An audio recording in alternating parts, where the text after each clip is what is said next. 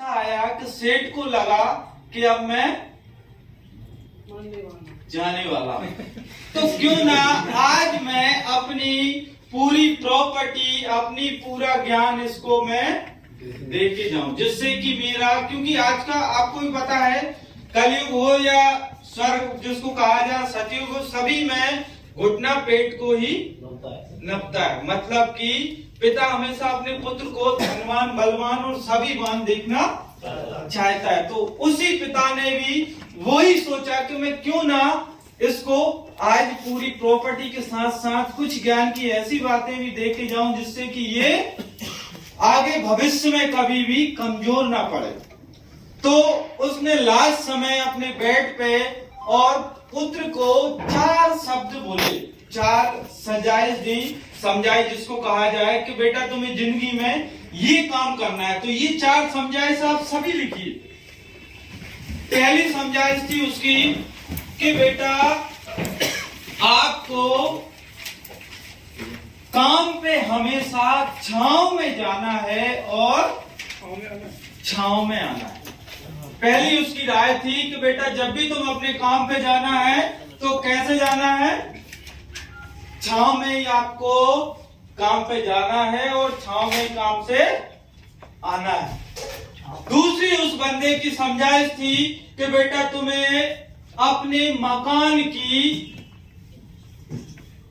जो दीवार होती है, जो बाउंड्री होती है, हमेशा वो छाल समझते हैं, पहले सुअरों की निकाली जाती थी, अभी भी निकलती होगी जो अपन लेते हैं, वो छाल से बाउंड्री बनी होना चाहिए। आपकी मकान की चारों तरफ की जो बाउंड्री होती है वो छाल से बनी होना चाहिए, बोले तो खाल से बनी होना चाहिए।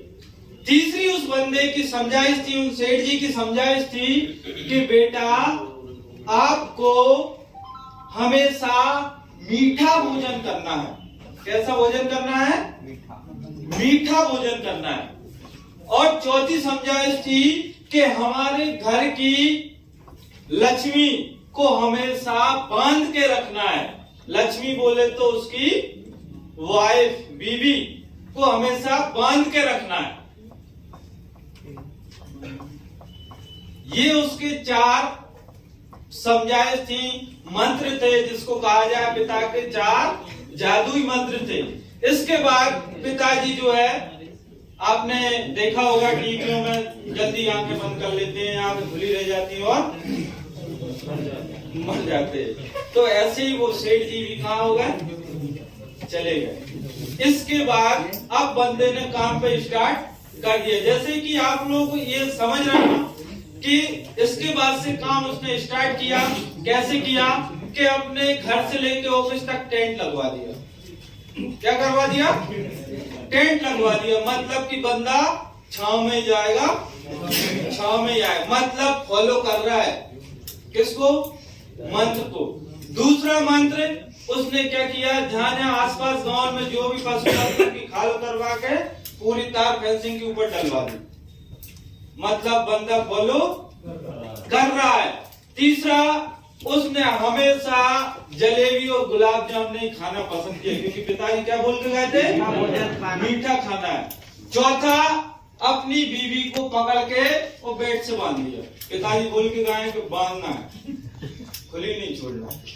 ये कई दिन हो गई तो बीवी ने तंग आके क्या हुआ, और लड़ाई चालू हो गई, झगड़ा चालू हो गया कि तुम ये क्या कर रहे हो, इस पैसे की तेरे को क्या पता क्या कर रहा हूं, मेरे जो पिताजी बोल के गए वो मैं कर रहा हूं।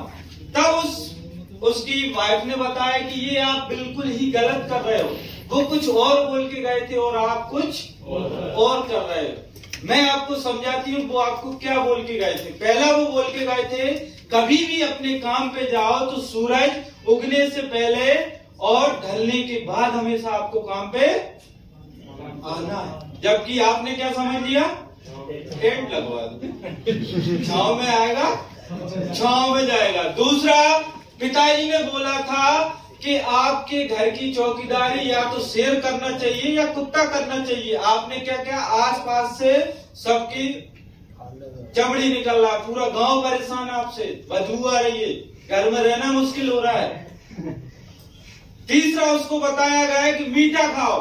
तुम अभी से शुगर के पेशेंट हो चुके, क्योंकि रोज के रोज क्या खा रहे हो, मीठा। जबकि बाबूजी ये बोल के गए थे कि आपको इतना मेहनत करना है कि भूख इतनी तेजी से लगे कि जो सूखी रोटी होती है वो भी आपको मीठी लगे। क्योंकि जब बंदा मेहनत करता है दोस्त, तो ऑटोमेटिक भूख क्या होती है, खुल जाती है, और छोटी सी जिसको कहा जाए ना, चटनी भी मीठी लगती है। चौथा, बीवी को बांध के रखना। तुमको ये बोल के नहीं गए थे तुम मेरे को खटिया से बांध देना, वो ये बोल के गए थे कि हमेशा फैमिली को साथ में रहना, आदर सत्कार करना, भूलना नहीं, कभी भी खुला नहीं छोड़ना। और पिताजी ने क्या बोला था, खुला नहीं छोड़ना। और आपने तो खुला क्या, मेरे को ऐसा बांध के रखा किधर से ही खुलने के। इस कहानी से हम क्या सीख रहे हैं, ये हम पे क्यों लागू हुई और क्यों बताए? उसका रीजन यही है, आपको जो मीटिंग में बताया जाता है आप डायरेक्ट टेंट गड़ाते।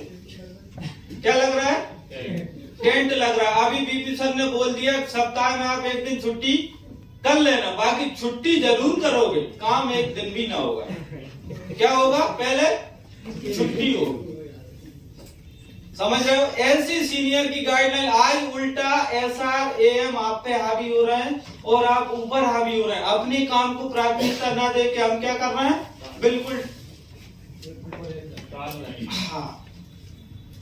आज उसी का कारण, ये कहानी से आप क्या समझे, हमारा जूनियर इसी तरीके से ट्रीट कर रहा है, उसको हम कुछ समझाते हैं वो समझता कुछ है। तो दोस्त सबसे पहले हमें खुद को समझना है। किसको समझना है, खुद को समझना है। इस कहानी से दोस्त यदि आप सीखना चाहोगे तो बहुत कुछ सीख जाओगे, और नहीं सीखोगे तो हर दिन दिवाली और हर दिन ईद है। सही है गलत? तो इसके बाद अपन सोइल ट्रीटमेंट के बारे में समझेंगे। सभी लोग अपनी डायरी निकाल लें। तो सोइल ट्रीटमेंट